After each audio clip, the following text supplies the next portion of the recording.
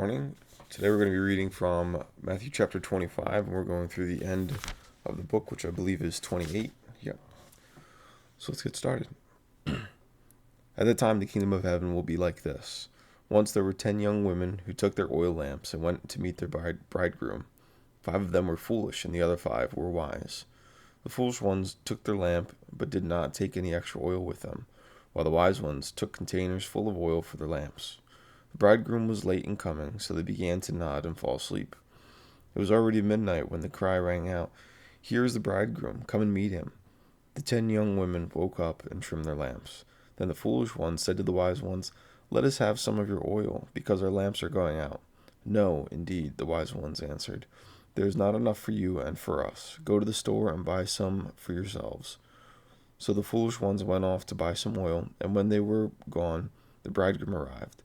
The 5 who were ready went in with him to the wedding feast, and the door was closed.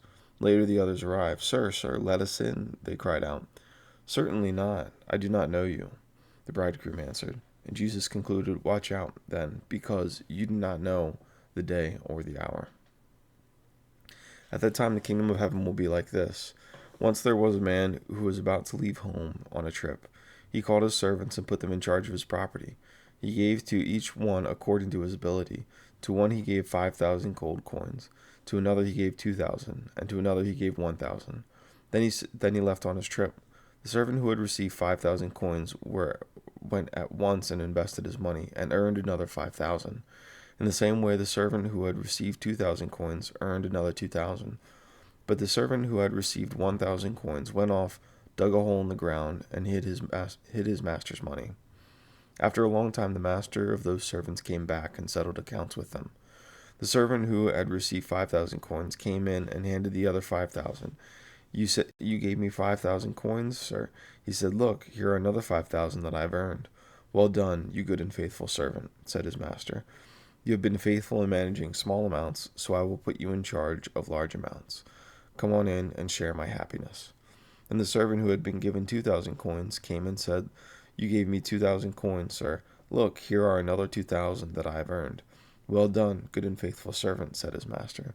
"You have been faithful in managing small amounts, so I will put you in charge of large amounts. Come on in and share my happiness."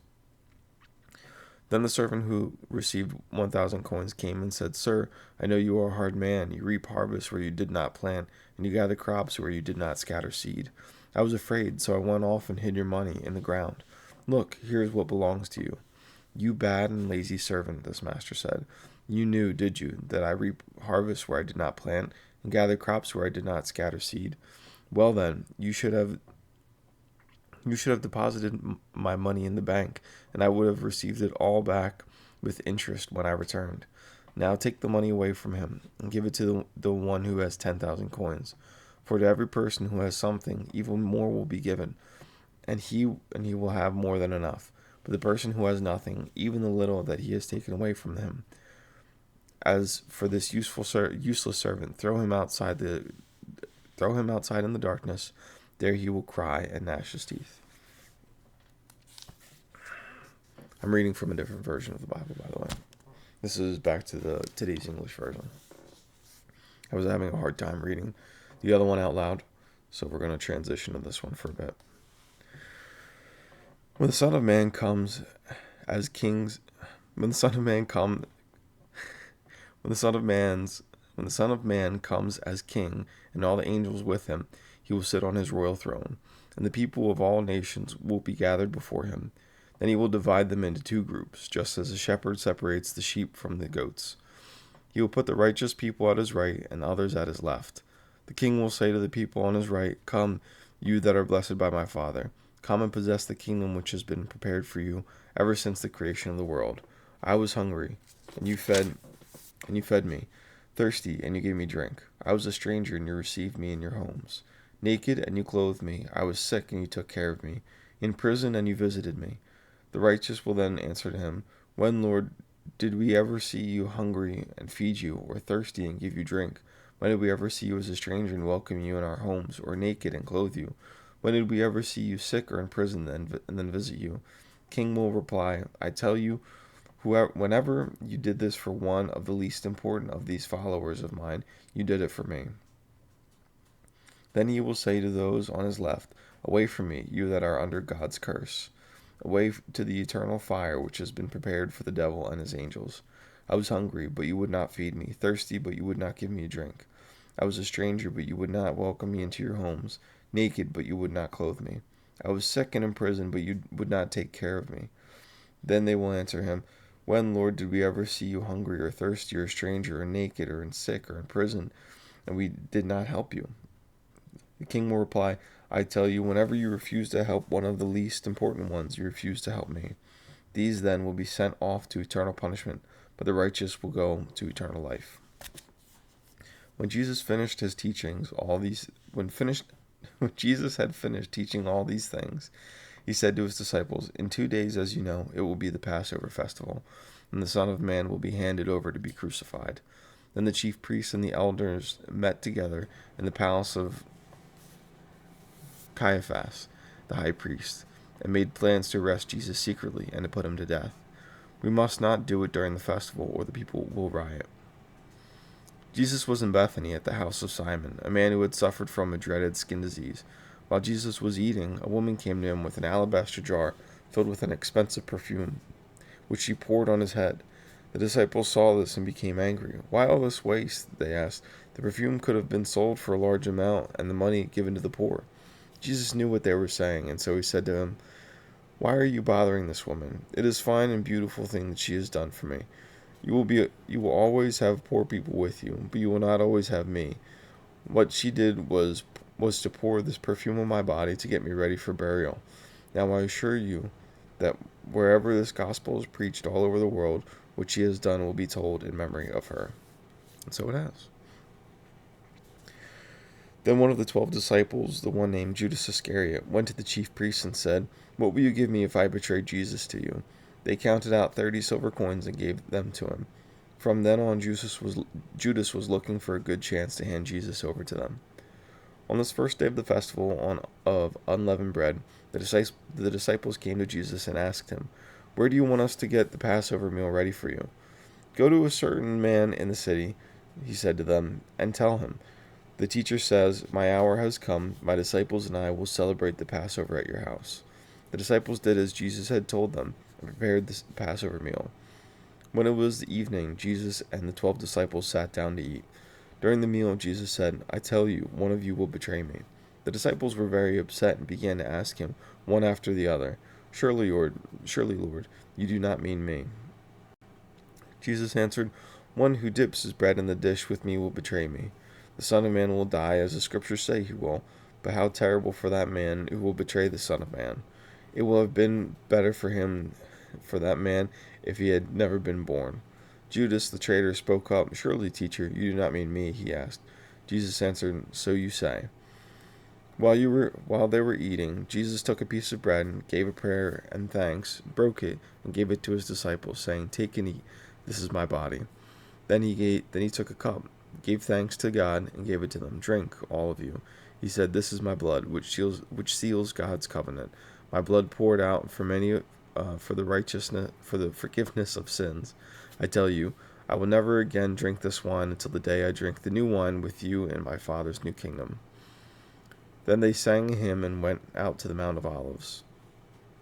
Then Jesus said to them, "This very night all of you will run away and leave me, for the Scripture says, 'God will kill the shepherd, and the sheep of the flock will be scattered.' But after I am raised to life, I will go to Galilee ahead of you." Peter spoke up and said to Jesus, "I will never leave you, even though all the rest do." Jesus said to Peter, "I tell you that before the rooster crows tonight, you will say 3 times that you do not know me." Peter answered, "I will never say that, even if I have to die with you." And all the other disciples said the same thing. Then Jesus went with his disciples to a place called Gethsemane. And he said to them, "Sit here while I go over there and pray." He took with him Peter and the 2 sons of Zebedee. Grief and anguish came over him, and he said to them, "The sorrow in my heart is so great that it almost crushes me. Stay here and keep watch with me." He went on a little further, threw himself face downward on the ground, and prayed, "My Father, if it is possible to take this cup of suffering from me, Yet not what I want, but what you want." Then he returned to the 3 disciples and found them asleep. And he said to Peter, "How is it that you 3 were not able to keep watch with me for even 1 hour? Keep watch and pray that you will not fall into temptation. The is willing, but the flesh is weak." Once more Jesus went away and prayed, "My Father, if this cup of suffering cannot be taken away unless I drink it, your will be done." And he returned once more and found the disciples asleep. They could not keep their eyes open.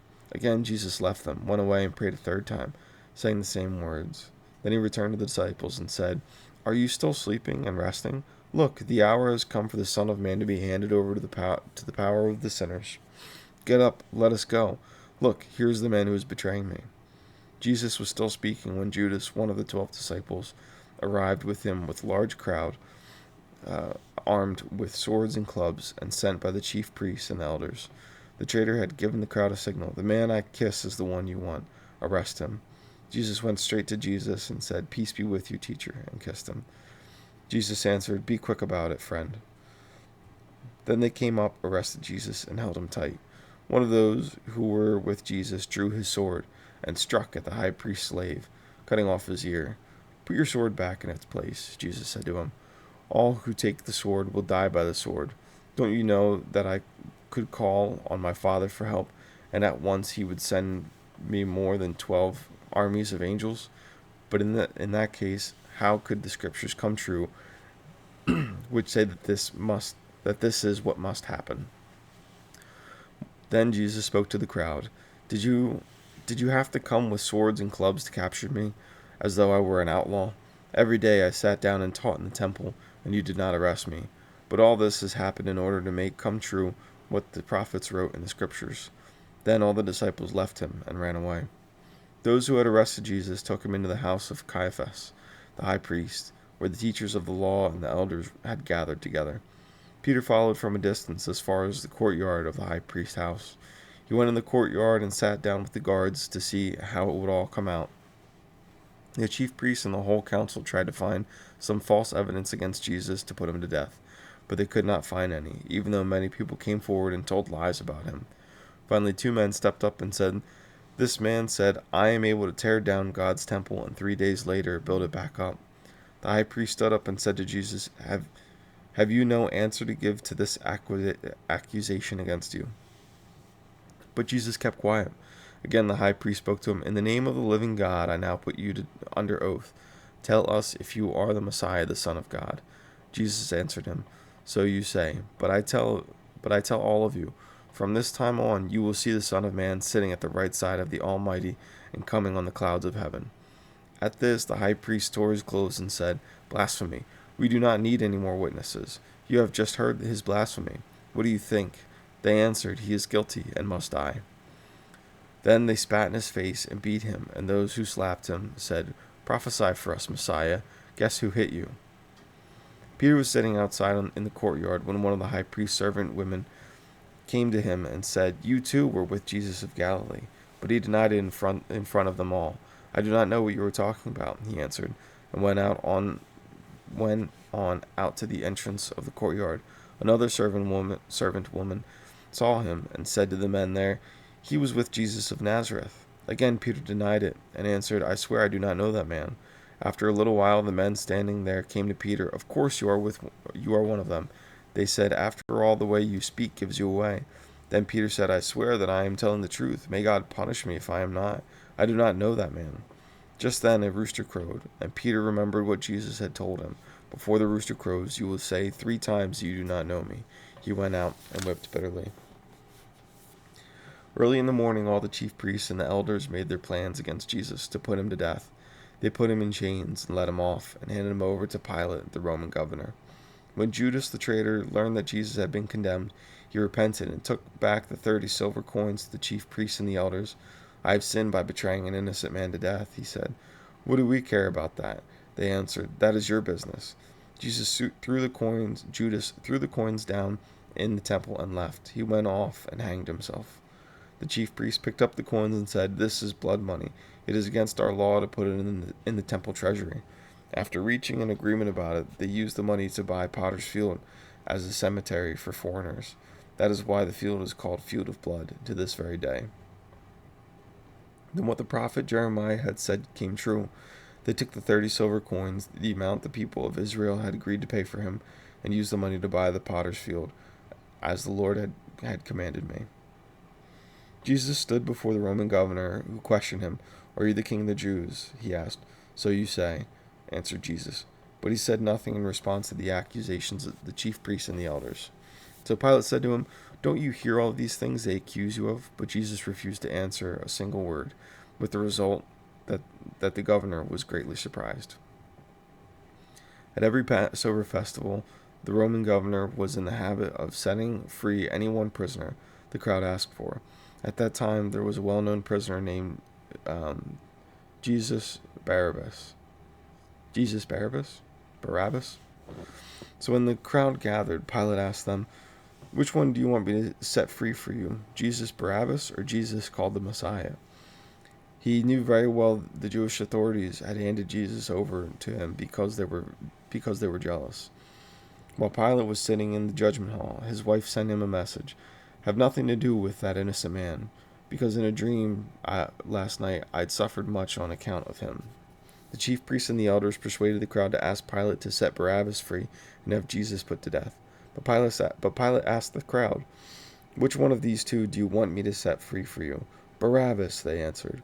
"What then shall I do with Jesus called the Messiah?" Pilate asked them. "Crucify him," they all answered. But Pilate asked, "What crime has he committed?" Then they started shouting at the top of their voices, "Crucify him! Crucify him!" When Pilate saw that it was no use to go on, but that a riot might break out, he took some water, washed his hands in front of the crowd, and said, "I am not responsible for the death of this man. This is your doing." The whole crowd answered, "Let the responsibility for his death fall on us and on our children." Then Pilate set Barabbas free for them, and after he had Jesus whipped, he handed him over to be crucified. Then Pilate's soldiers took Jesus into the governor's palace, and the whole company gathered around him. They stripped off his clothes and put a scarlet robe on him.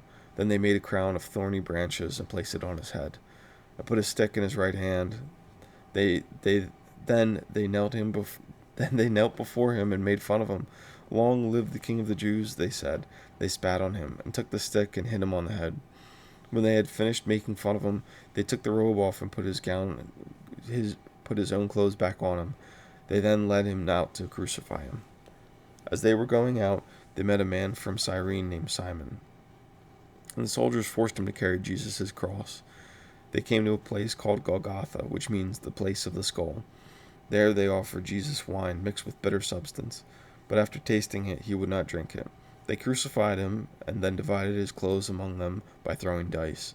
After that, they sat there and watched him. Above his head, they put the written notice of the accusation against him: "This is Jesus, King of the Jews." Then they crucified two bandits with Jesus, one on his right and the other on his left. People passing by shook their heads and hurled insults at Jesus. "You were going to tear down the temple and build it back up in 3 days. Save yourself if you are God's son. Come on down from the cross." In the same way, the chief priests and the teachers of the law and the elders made fun of him. He saved others, but he cannot save himself. Isn't he the King of Israel? If he will come down off the cross now, we will believe in him. He trusts in God and claims to be God's son. Well then, let us see if God wants to save him now. Even the bandits who had been crucified with him insulted him in the same way. At noon, the whole country was covered with darkness, which lasted for 3 hours. At about 3 o'clock, Jesus cried out with a loud shout, "Eli, Eli, lema sabachthani," which means, my God, why did you abandon me?" I've also heard it, my God, why have you forsaken me?" Some of the people standing there heard him and said, "He is calling for Elijah." One of them ran up at once, took a sponge, soaked it in cheap wine, put it on the end of the stick, and tried to make him drink. But the others said, "Wait, let us see if Elijah is coming to save him." Jesus again gave a loud cry and breathed his last. Then the curtain hanging in the temple was torn in two from top to bottom. From top to bottom. The earth shook, the rocks split apart, the graves broke open, and many of God's people who had died were raised to life. They left the graves, and after Jesus rose from death, they went into the holy city, where many people saw them. When the army officer, the soldiers with him, were watching, Jesus saw the earthquake and everything else that had happened. They were terrified and said, he really was the Son of God. There were many women there, looking on from a distance, who had followed Jesus from Galilee and helped him. Among them were Mary Magdalene, Mary, mother of James and Joseph, the wife of Zebedee. When it was evening, a rich man from Arimathea arrived. His name was Joseph, and he also was a disciple of Jesus. He went into the presence of the Pilate and asked for the body of Jesus. Pilate gave orders for the body to be given to Joseph. So Joseph took it, wrapped it in a linen sheet, and placed it in his own tomb, which he had recently dug out of solid rock. Then he rolled a large stone across the entrance of the tomb and went away. Mary Magdalene and the other Mary were sitting there, facing the tomb. The next day, which was the Sabbath, the chief priests and the Pharisees met with Pilate and said, Sir, we remember that while that liar was still alive, he said, I will be raised to life 3 days later. Give orders, then, for his tomb to be carefully guarded until the third day, so that his disciples will not be able to go and steal the body, and then tell the people that he was raised from death. This last lie would be even worse than the first one. Take a guard, Pilate told them. Go and make the tomb as secure as you can. So they left and made the tomb secured by putting a seal on the stone and leaving the guard on watch. After the Sabbath, as Sunday morning was dawning, Mary Magdalene and the other Mary went to look at the tomb. Suddenly there was a violent earthquake, and an angel of the Lord came down from heaven, rolling the stone away, and sat on it. His appearance was like lightning, and his clothes were white as snow. The guards were so afraid that they trembled and became like dead men. The angel spoke to the women. You must not be afraid, he said. I know you are looking for Jesus, who was crucified. He is not here. He has been raised, just as he said. Come here and go and see the place where he was lying. Go quickly now and tell his disciples he has been raised from the dead, and now he is going to Galilee ahead of you. There you will see him. Remember what I have told you. So they left the tomb in a hurry, afraid and yet filled with joy, and ran to tell his disciples. Excuse me. Suddenly Jesus met them and said, Peace be with you.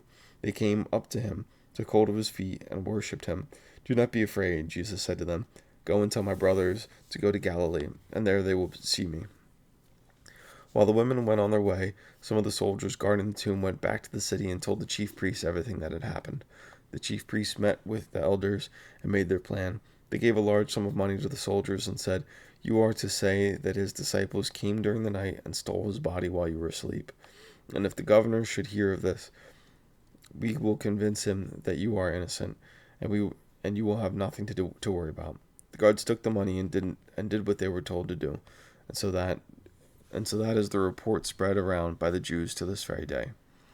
The 11 disciples went to the hill in Galilee where Jesus had told them to go. When they saw him, they worshipped him, even though some of them doubted.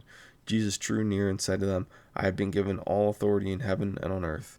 Go then to all peoples everywhere and make them my disciples. Baptize them in the name of the Father, the Son, and the Holy Spirit, and teach them to obey everything I have commanded you, and I will be with you always, to the end of the age. And so that is the end of the Gospel according to Matthew. So next time we will start in Mark. Thank you for joining me today. We will most likely be recording in my basement for a while. It's very cold outside right now. So this is just more comfortable, to be completely honest. I pray for everybody who has watched this video today. I'm en route to get 50 subscribers so that we can start live streaming. It'd be very exciting if we can do that by the end of the year. I look forward to it. Thank you all again for watching. I'll see you again next time.